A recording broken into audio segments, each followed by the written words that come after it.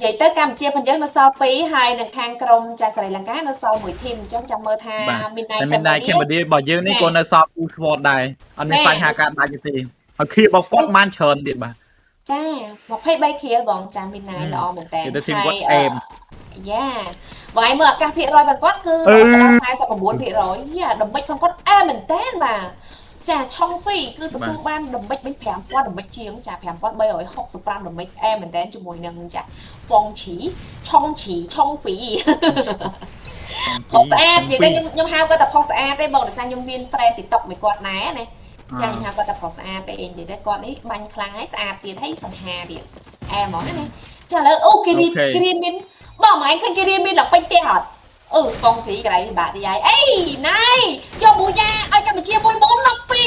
អែមណុកមួយវិញអែមអូខេឥឡូវនេះ Flamingo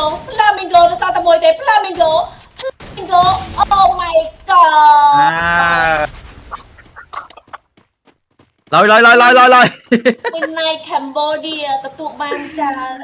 ប៊ូយ៉ានៅក្នុងហ្គេមចុងក្រោយនេះបាត់ទៅហើយបាទស្រី ចា បាទនៅទី Midnight